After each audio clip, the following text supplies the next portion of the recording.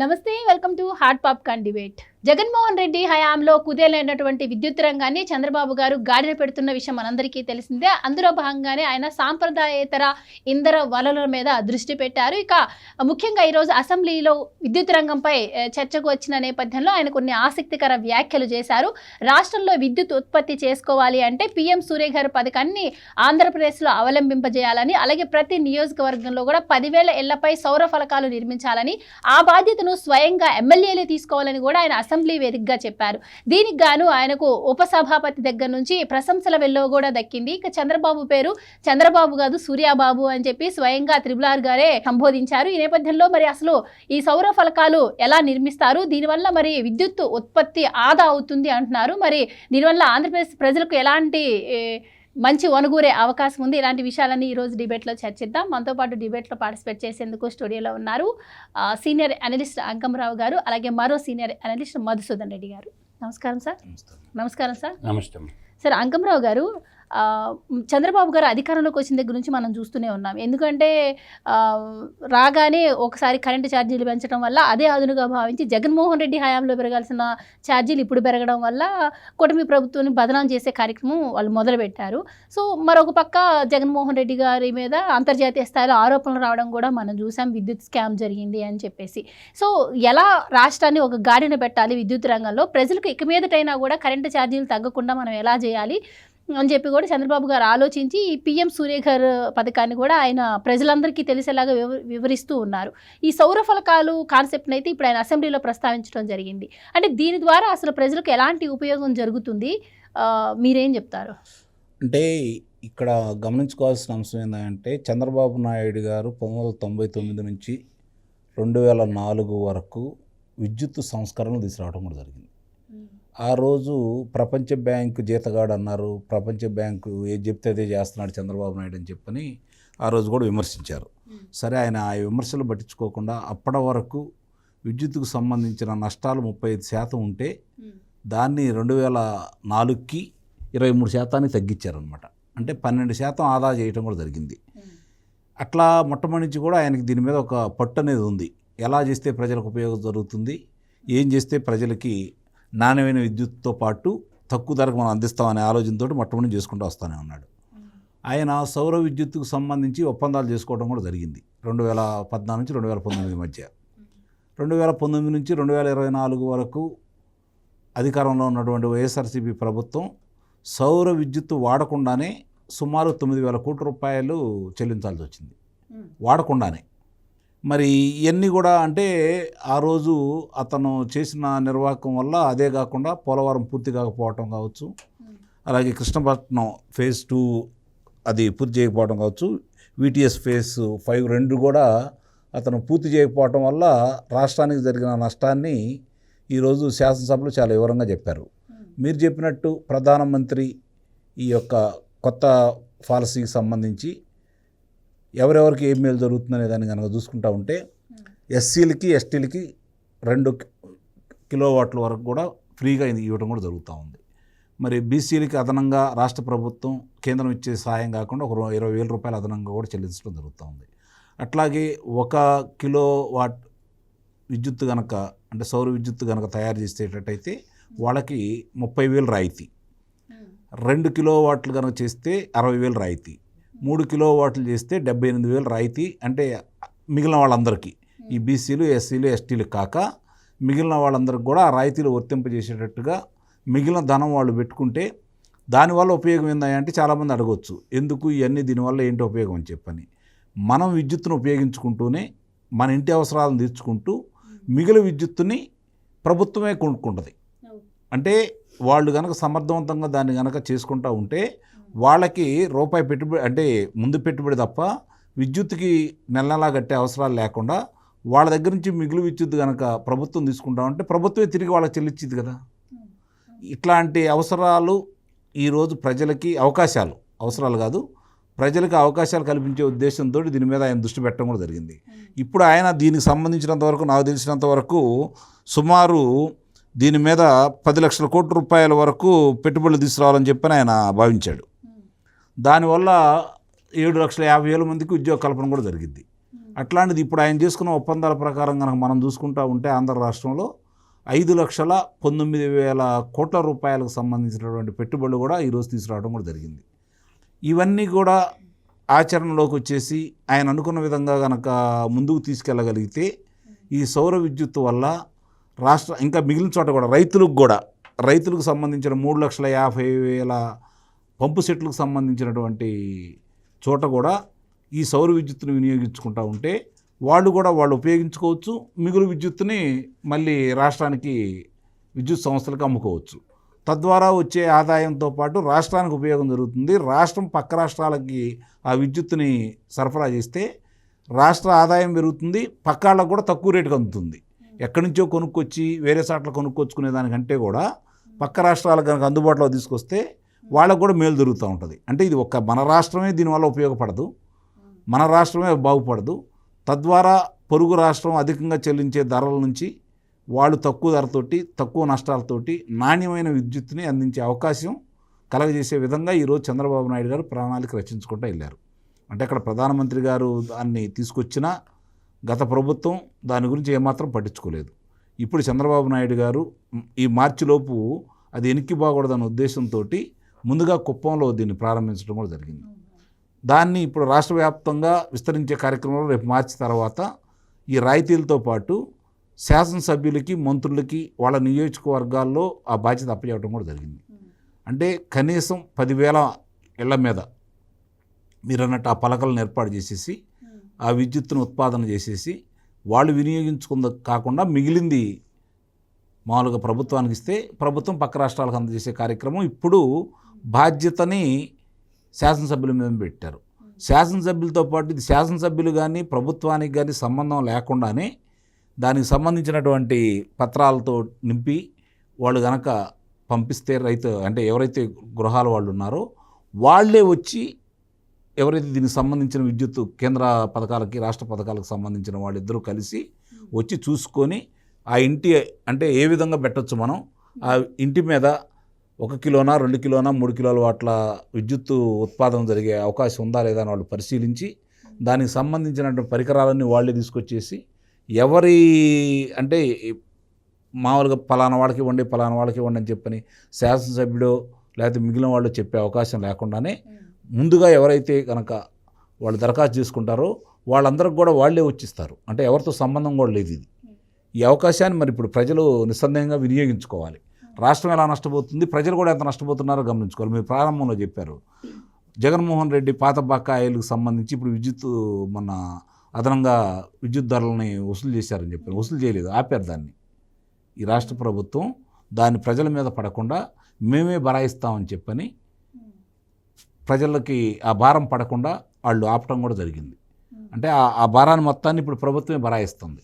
అంటే విద్యుత్ ధరలను పెంచట్లేదు, గమనించుకోవాలి. పెరగలేదు, మొన్న కూడా పెంచను అని చెప్పని ఆయన మాట ఇచ్చాడు. అదే మాట ప్రకారం అంటే అంతకుముందు 2014 నుంచి 2019 వరకు దాన్ని అమలు చేశాడు. ఇప్పుడు కూడా అదే క్రమంలో ఆయన ముందుకెళ్తున్నాడు. ఎందుకంటే సంస్కరణలు అనేవి ఎప్పుడైనా సరే 1 సంవత్సరం 2 సంవత్సరాల్లోనో ఆ ఫలాలు మనకు అందవు. సంస్కరణలు తీసుకొచ్చేటప్పుడు చిన్న భారాలు ఇష్టాలనే ఉంటాయి. దాన్ని ముందుకు తీసుకెళ్లే క్రమంలో చిన్న చిన్న అవరోధాలుగా ఏర్పడతాయి. వాటిని తొలగించుకొని ముందుకెళ్ళగలిగితే ఆ ఫలాలు భవిష్యత్ తరాలకు ఉపయోగపడతాయి. అదే క్రమంలో ఈరోజు చంద్రబాబు నాయుడు గారు ముందుకు తీసుకెళ్తున్నారని అయితే నేను భావిస్తున్నాను. రైట్. ఇప్పుడు చంద్రబాబు గారు ఈరోజు అసెంబ్లీలో విద్యుత్ రంగంపై చర్చించిన నేపథ్యంలో ఆయన ఒక మాట అన్నారు. ఇక్కడ 9,000 కోట్లను సౌర విద్యుత్ వాడకుండానే గత ప్రభుత్వం ఖర్చు చేసింది. దీన్ని అంటే విద్యుత్ రంగంపై జరిగిన అవినీతి ఏదైతే ఉందో దీన్ని ఒక కేస్ స్టడీగా తీసుకోవాలని కూడా ఆయన చెప్పడం జరిగింది. అండ్ మరి ఇలా చేసినటువంటి జగన్మోహన్ రెడ్డి హయాంలో మరి మిగులు విద్యుత్ ఉండాల్సింది పోనిచ్చి 9 సార్లు టారిఫ్లు పెంచారు. యూనిట్కి 2.5 పైసలు ఉండాల్సింది 4.5 పైసల దాకా చేశారు అని కూడా చెప్పడం జరుగుతోంది. అసలు ఎందుకు ఇలా చేయాల్సి వచ్చింది, మీరేం చెప్తారు? నేను అనేది ఏంటంటమ్మా, ఇప్పుడు విద్యుత్ రంగానికి సంబంధించి 1,12,000 కోట్లు బకాయిలు ఉన్నాయి. ఈ 1,12,000 కోట్లు ఆ బకాయిలు ఎలా తీరుస్తాం, ఎప్పుడు తీరుస్తాం అనేది ఇది ఒక ప్రశ్న. ఎట్ ఏ సేమ్ టైం ఏంటంటే అసలు కరెంటు వాడుకోకుండానే 9,000 కోట్ల రూపాయలు ప్రజాధనాన్ని ఉచితంగా చెల్లించిన దుర్మార్గుడు ఎవడు? వాళ్ళ మీద చర్యలు ఉండవా? ఆ అధికారుల మీద చర్యలు ఉండవా? ఆ క్యాబినెట్ మంత్రుల మీద చర్యలు తీసుకునేదానికి రాజ్యాంగం పనికొస్తుందా, పనికిరాదా? అంటే రూపాయి 2 రూపాయలు కాదు కదా, అసలు ఆ వస్తువు వాడుకోకుండా 9,000 కోట్ల రూపాయలు చెల్లించినారంటే ఇది ఎంత దుర్మార్గమైనటువంటి చర్య. ప్రజలు ఎవరు అడగలేదనా? అంటే రాజ్యలక్ష్మి మీ చేతిలో ఉందని చెప్పి మీ ఇష్టం వచ్చినట్టు ప్రజాధనాన్ని వాడేసుకోవచ్చా పాలకవర్గము అనేది మా లాంటి వాళ్ళం అడుగుతున్నటువంటి ప్రశ్న. పథకాలు ఎన్నైనా రావచ్చు కానీ అసలు కరెంటు వాడుకోకుండానే 9,000 కోట్ల రూపాయలు ప్రజాధనాన్ని చెల్లించినారంటే ఆ పాలక వర్గాన్ని, ఆ క్యాబినెట్ని ఏం చేయాలా? దీనికి గవర్నర్ ఏం సమాధానం చెప్తాడు? ఇది $1 మిలియన్ ప్రశ్న. కాబట్టి 9,000 కోట్లు అంటే నాట్ ఏ జోక్, చిన్న అమౌంట్ కాదు. ఒకరి మీద ఒకరు నిందలేసుకుంటా ఉంటారా? ఆ 9,000 కోట్లు ఎందుకు ప్రజలు డబ్బు చెల్లించాల్సి వచ్చింది? అంటే చట్టాలు చేసేటటువంటి మనమే ప్రజల సొమ్ము ఇష్టారతంగా ఖర్చు పెట్టేస్తూ ఉంటే దీని మీద కఠినమైనటువంటి చర్య నేటి కూటమి ప్రభుత్వం తీసుకుంటుందా లేదా చూడాలి. దానికి బాధ్యులైనటువంటి వారిని శిక్షించాలనేది నా యొక్క భావన. పోదాం. ఇంకా నేనేం చెప్తున్నానంటే ఇంకా ఉంది ఇక్కడ సమస్యలు చాలా జటిలంగా ఉండే, వీటిని ఎట్లా పరిష్కరించుకుంటాం. ఇవాళ పిఎం కుసుమ్ అనే ఒక పథకం తెచ్చింది కేంద్ర ప్రభుత్వం. అదే సూర్యఘర్. పిఎం కుసుమ్ పథకం కింద మొట్టమొదట కుప్పం నియోజకవర్గంలో రాష్ట్ర ముఖ్యమంత్రి మొదట అడుగేశాడు. ఆయన నియోజకవర్గం అంతా చేస్తూనే 175 నియోజకవర్గాల్లో ఒక్కొక్క నియోజకవర్గానికి 10,000 ఇళ్లకి ఇది ఉపయోగించుకోవాలని చెప్పి ఎమ్మెల్యేలకి పనిమంతుడు పని అప్పచెప్పాడు. ఇప్పుడు ఆ ఎమ్మెల్యేలు ఏం చేయాలంటే దీనికి ఎస్సీ ఎస్టీ వాళ్ళకి పూర్తిగా అసలు రూపాయి ఖర్చు లేదు, ఊరికి అప్లై చేసుకుంటే చాలు వాళ్ళు పెట్టేస్తారు. కానీ బీసీలకు వచ్చేసరికి రాయితీ ఎంత ఉందంటే 60,000 రూపాయలు అందరికీ ఉంది రాయితీ. ఒక బీసీలకే కాదు, ఓసీలకు కూడా 60,000 రూపాయల రాయితీ ఉంది. 2 మెగావాట్ల సెటప్ కానీ పెట్టుకోగలిగితే, 2 కిలోవాట్ల సెటప్ పెట్టుకోగలిగితే 60,000 అందరికి వస్తుంది రాయితీ. సో ఈ 60,000 ఓసీలకు వస్తుంది, బీసీలకు వస్తుంది. అప్పుడు రాష్ట్ర ప్రభుత్వం ఏం ఆలోచించిందంటే 1,20,000 యూనిట్ కాస్ట్ పడుతుంది. దాని సెటప్ కాస్ట్ అంతా ఎంత పడుతుందంటే 1,20,000 రూపాయలు పడుతుంది. దాంట్లో కేంద్ర ప్రభుత్వం మనకి ఇచ్చే సబ్సిడీ, అది ఓసీ కావచ్చు, బీసీ కావచ్చు, దానికి వచ్చేసరికి నీకు 60,000 రూపాయలు ఇస్తారు. మిగతా 60,000 ఎవరైతే సెటప్ పెట్టుకుంటారో వాళ్ళు కట్టాలా. దానికి అసెంబ్లీ వేదికగా గౌరవనీయులైన చంద్రబాబు నాయుడు గారు ఏం చెప్పారంటే బీసీ కమ్యూనిటీలకి మేము రాష్ట్ర ప్రభుత్వం నుంచి ఇంకొక 20,000 కల్పిస్తాము. అంటే 60,000 కేంద్ర ప్రభుత్వం ఇచ్చేది కాకుండా ఇంకొక 20,000 రాష్ట్ర ప్రభుత్వం కలిపి 80,000 రాయితీ ఇస్తాము. ఇంకా రిమైనింగ్ ఖర్చు ఎంత పడుద్ది అంటే 40,000 పడుతుంది అన్నమాట. ఇది ఆయన ఇచ్చినటువంటి ప్రామిస్. అదేవిధంగా ఇంకొక పెద్దది ఉంది ఇక్కడ మీకు. ఇక్కడ ఏంటంటే 7.5 HP దాకా, అంటే యాక్చువల్గా 5 HP మోటార్లు ఉంటాయి కోస్టల్ బెల్ట్లో. ఇప్పుడు 7.5 HP అంటే రాయలసీమ ప్రాంతంలో భూగర్భ జలాలు బాగా 1,700 అడుక్కు పోయినా కూడా అక్కడి నుంచి తీసుకురావాల్సి కాబట్టి 7.5 HP మోటార్ల దాకా సౌర విద్యుత్ పథకాలకి 0. మొత్తం కేంద్ర ప్రభుత్వం, రాష్ట్ర ప్రభుత్వం ఫ్రీగా పెడుతుంది. ఇప్పుడు ఫస్ట్ ఏంటంటే ఫస్ట్ ఫేజ్లోకి వచ్చేసరికి దాదాపుగా నీకు 2 కిలోవాట్లకు సంబంధించింది అది ఉంది కదా.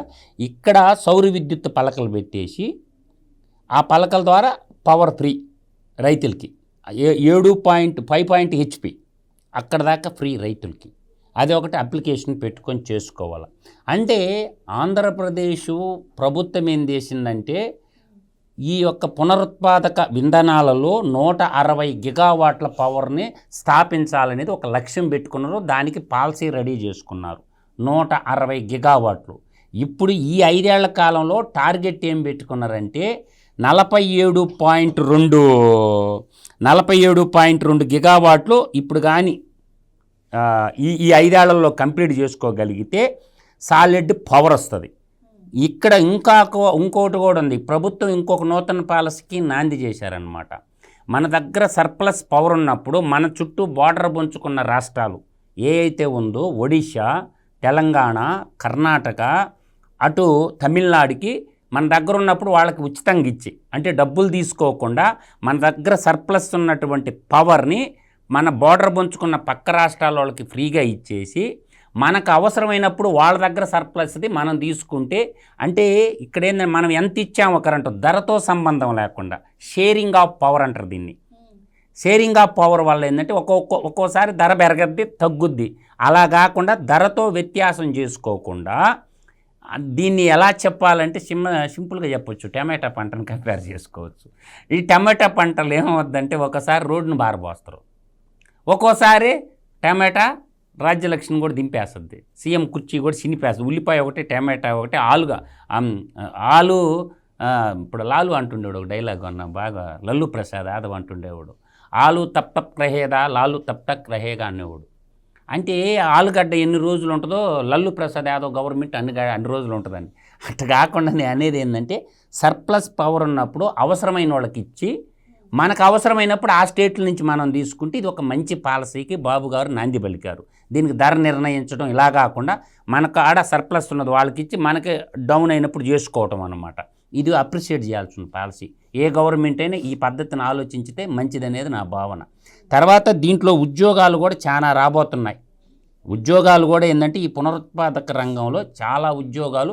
బాబు గారు టార్గెట్ ఏంటంటే ఓవరాల్గా ఏంటంటే 5,19,000 కోట్ల రూపాయలు పునరుత్పాదక రంగంలో పెట్టుబడులు అట్ ప్రజెంట్ వచ్చుండాయి.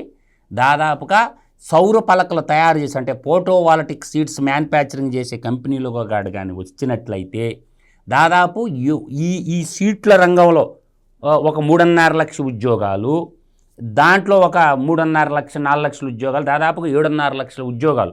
టార్గెట్ ఏమో 10 లక్షల ఉద్యోగాలు సృష్టించాలని. ఓన్లీ పునరుత్పాదక విద్యుత్ రంగంలోనే నా తెలుగు ప్రజల యువతకి ఒక 10 లక్షల ఉద్యోగాలు సృష్టించాలన్నటువంటి సంకల్పం.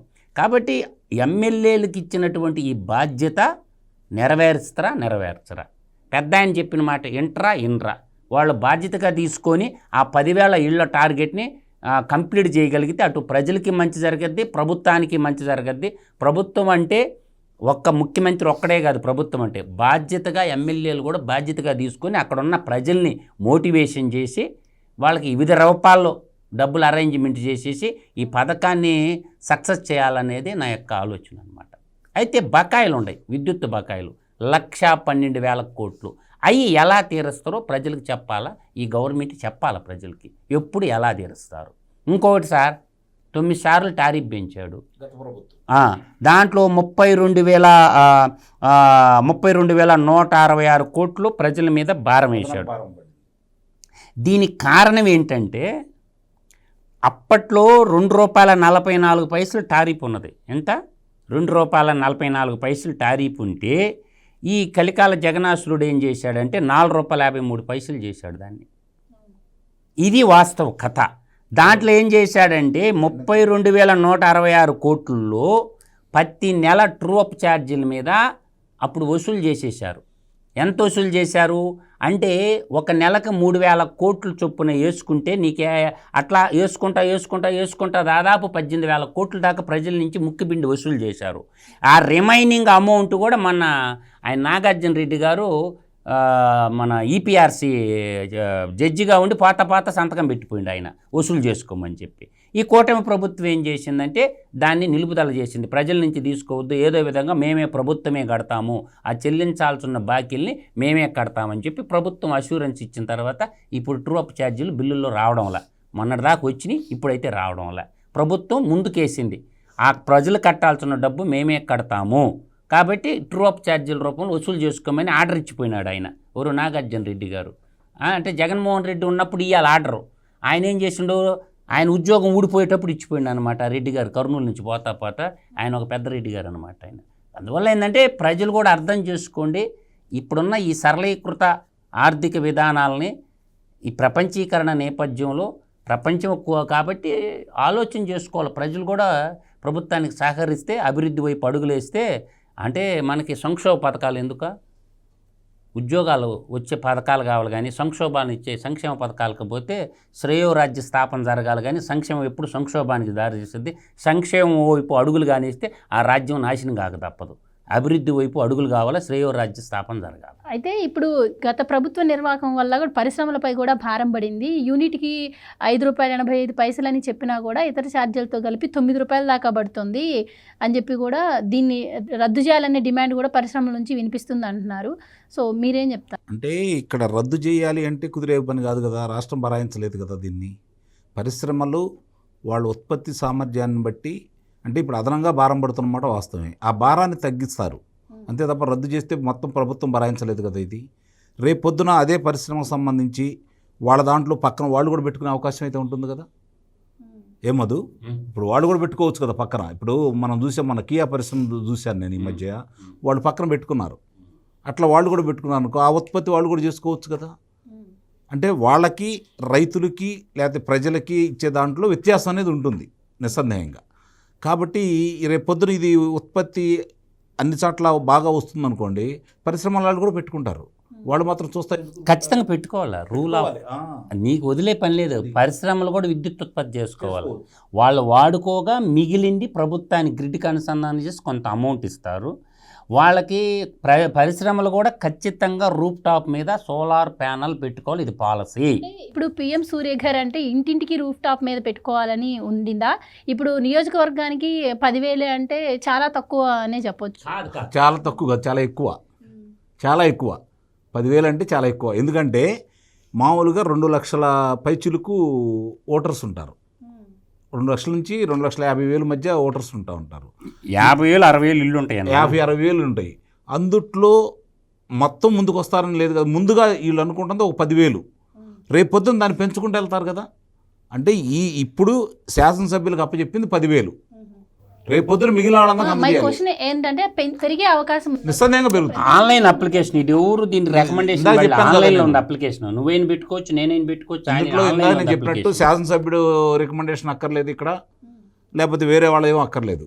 వాళ్ళుగా కనుక చేసుకుంటే కేంద్ర ప్రభుత్వానికి సంబంధించింది, రాష్ట్ర ప్రభుత్వానికి సంబంధించిన ఇద్దరు దాంట్లో ఉంటారు. వాళ్ళు వచ్చేసి ఎవరైతే ఉంటారో వాళ్ళు వచ్చేసి చూసుకొని వాళ్ళే బిగుస్తారు. మనం చెల్లించాల్సింది ఏంటంటే ఎస్సీలే ఎస్టీలకు సంబంధించి వాళ్ళు ₹1 కూడా చెల్లించే పని లేదు. బీసీలు వచ్చేసరికి ఇందాక చెప్పినట్టు వాళ్ళకు ఒక ₹20,000 అదనంగా రాష్ట్ర ప్రభుత్వం భరాయిస్తుంది. మిగిలిన వాళ్ళు ఏదైతే ఇచ్చారో దాని మిగిలిన ధనం వీళ్ళు ఇచ్చేస్తే వాళ్ళే వచ్చి బిగి చెల్లిపోతూ ఉంటారు. అది కూడా మధ్యలో సంబంధం లేదు, అంతా డీడీఎల్ రూపాయన చెల్లించాల్సిందే. ₹1 కూడా క్యాష్గా తీసుకోరు అనమాట వాళ్ళు. కాబట్టి ఆ ఇబ్బందులే ఉండవు కదా ఇక్కడ. ఇవన్నీ దృష్టిలో పెట్టుకొని ఇప్పుడు ఇట్లా ముందుకెళ్తాం. ఇప్పుడు పరిశ్రమల గురించి మీరు అడిగారు, మంచి మాట ఇది. నిస్సందేహంగా ఈరోజు ఒక రకంగా పరిశ్రమలు భారం అయింది. ఈ విద్యుత్ ధరలు చూసుకుంటూ ఉంటే పరిశ్రమలు కూడా కొంచెం భారం అయింది. వాళ్ళు పరిశ్రమలుగా కొన్ని అంటే వారంలో 1 రోజు 2 రోజు వాళ్ళు హాలిడే ప్రకటించిన సందర్భాలు కూడా ఉన్నాయి మనకి. మరి రేపు పొద్దున కనుక ఇలా ఇబ్బడముబ్బడిగా వచ్చినప్పుడు ఈరోజు మీరు అన్నట్టు ₹9 చిల్లర పడుతుంది. రేపు పొద్దున ఇదే ₹2 నుంచి ₹1 చిల్లరకు వచ్చింది అనుకోండి. ₹1 ఇచ్చినప్పుడు అదనంగా ఒక ₹3 ఎక్స్ట్రా పడుతుంది. అంటే ₹4 వాళ్ళు సగానికి వచ్చినట్టే కదా, సగానికి వచ్చినట్టే కదా. దాదాపు ఒక పెద్ద పరిశ్రమ ఉంటే నెలకి కొన్ని ₹1,00,000 కడుతుంది, దగ్గర ₹1,00,00,000 కూడా కడుతుంది విద్యుత్తుకు సంబంధించింది. మరి అన్నప్పుడు వాళ్ళకి ఎంత మిగులుతుందో ఆలోచించుకోండి. ఈ విధంగా ముందుకెళ్ళేటప్పుడు ఈ విద్యుత్తు ఉత్పత్తి పెంచే సామర్థ్యం అంటే ఇటు రైతులు కావచ్చు, వ్యవసాయదారులు కావచ్చు, అంటే రైతులు కావచ్చు, లేదా గృహాలు కావచ్చు, వాళ్ళ ద్వారా వచ్చేతో పాటు ఈ పరిశ్రమ వాళ్ళు కూడా దీన్ని ఉత్పత్తి చేసుకుంటారు. కాబట్టి ఆ భారం తగ్గిద్ది.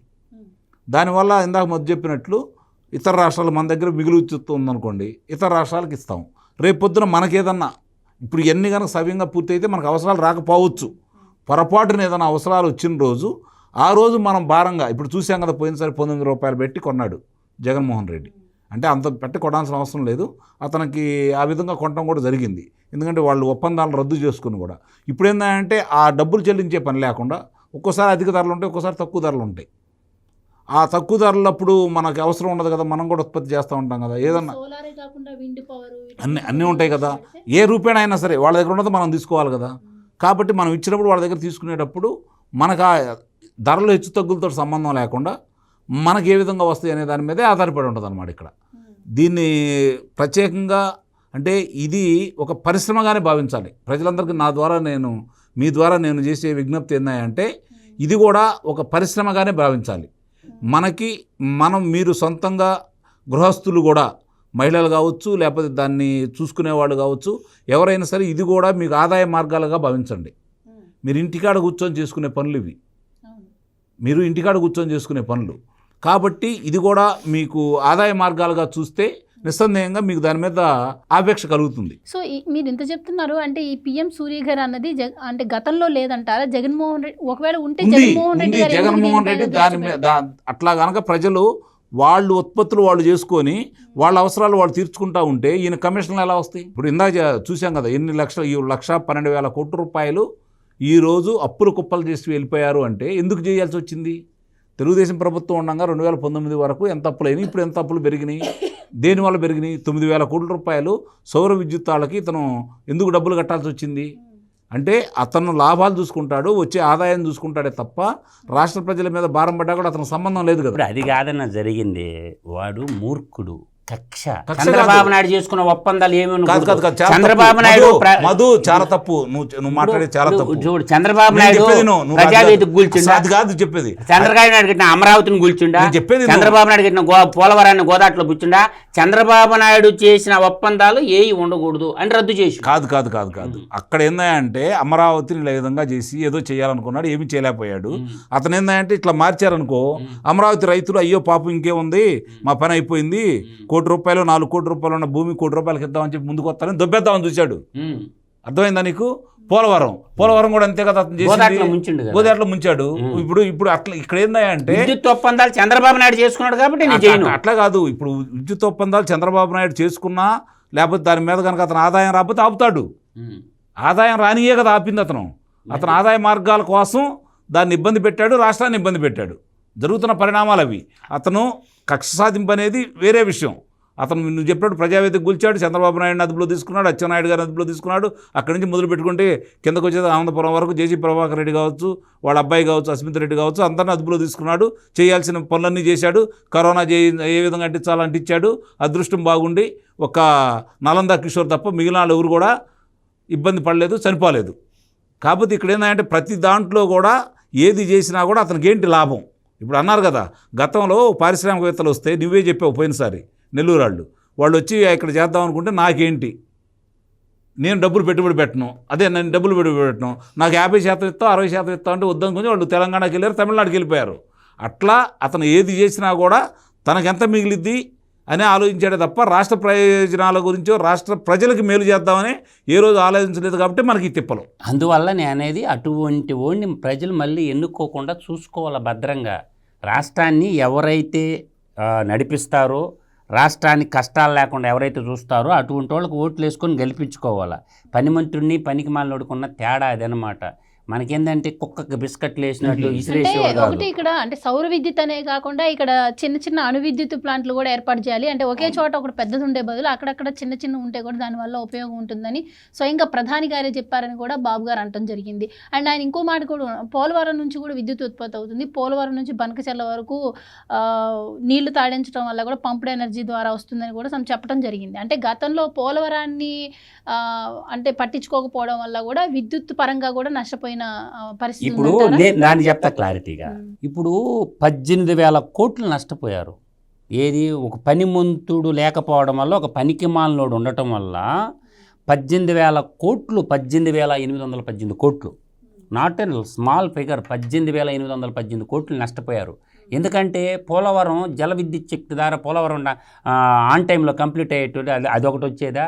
తర్వాత కృష్ణపట్నం దగ్గర వచ్చి స్టేజ్ 2 కంప్లీట్గానే ఉంటే కొంత విద్యుత్ వచ్చేదా? అదేగా విజయవాడ VTPS అని ఉందన్నమాట, అది స్టేజ్ 5 కంప్లీట్ అయ్యి ఉంటే కొంత డబ్బులు వచ్చేదా? అంటే ఇవన్నిటిని గాలికి వదిలేసి అవి సకాలంలో పూర్తి కాకపోవడం వల్ల విద్యుత్ ప్రాజెక్టులు 18,818 కోట్లు, అదొకటి నష్టం. తర్వాత ఇంకొక నష్టం ఏం జరిగింది? ఏదైతే బాబు గారు సంతకం పెట్టాడో వాటిని ఇంప్లిమెంటేషన్ చేయకపోవటం వల్ల, అవి రద్దు చేసుకోవడం వల్ల చేతులెత్తి దండం పెట్టిండు పవర్ పర్చేస్ అగ్రిమెంట్లకి చంద్రబాబు నాయుడు. వరే నీకు దండం పెడతారా, వదిలేరా, పెద్దోడుగా అనుభవంతో చెప్తున్నాను, రాష్ట్రం నష్టపోతాన్ని చేతులెత్తి దండం పెడితే వెకిలి నవ్వు నవ్విండమ్మా కలికాల జగన్నాసురుడు, పులివెందల పాపులు వేసుకోబారు. అసెంబ్లీలో ఎక్కిలి నవ్వులు నవ్వాడు. తత్ఫలితంగా 9,000 కోట్ల రూపాయలు ప్రజలు ఫ్రీగా కట్టాల్సి వచ్చింది. వాళ్ళు సుప్రీంకోర్టుకు పోయారు, పీపీఏ వాళ్ళు. పవర్ పర్చేస్ అగ్రిమెంట్ అంటే ఇంటర్నేషనల్ అగ్రిమెంట్ అనమాట. వాళ్ళు పోయి సుప్రీంకోర్టులో కేసు వేశారు, నోరు మూసుకొని కట్టండి అని సుప్రీంకోర్టు వాళ్ళకి ఇచ్చేసింది ఆర్డరు. తప్పని పరిస్థితి అయ్యింది. ఇది ఒక 18,818 కోట్లు, ఇది ఒక నష్టం. తర్వాత 9,000 కోట్లు వాళ్ళు ఫ్రీగా చెల్లించడం, దాదాపుగా ఒక అసమర్థుడు వల్ల 27,000 కోట్ల 818 కోట్లు నష్టపోయింది. ఇవన్నీ సామాన్యులకి ఏం తెలుసా? మనకేందంటే అదేందా అమ్మఒడి నానబుడ్డి, ఈ పథకాలు తప్ప మనకేం తెలుసా? అమ్మఒడి నానబుడ్డి, ఏ డోలు కొడుతుంటాడు. మనం చేసిన విధ్వంసం గురించి చెప్పడు, మనం దోచేసిన దుర్మార్గాల గురించి మాత్రం ఇప్పుడు చెప్పడు. ఇవన్నీ సామాన్యులకు తెలియదు కదా. అందువల్ల నేను అంటుండేది ఏంటంటే ఆలోచన చేసుకోండి. 1 కిలోవాట్ పవర్ కానీ ఇంటి మీద పెట్టుకుంటే 30,000 సబ్సిడీ, 2 కిలోవాట్ల పవర్ కానీ పెట్టుకుంటే 60,000 సబ్సిడీ, 3 కిలోవాట్ల పవర్ కానీ అరేంజ్మెంట్ చేసుకుంటే 78,000 సబ్సిడీ. నీ కెపాసిటీ ఎంత ఉందో అంత సబ్సిడీ. 2 కిలోవాట్లు పెట్టుకుంటే ఎస్సీ ఎస్టీలకి పూర్తిగా ఫ్రీ.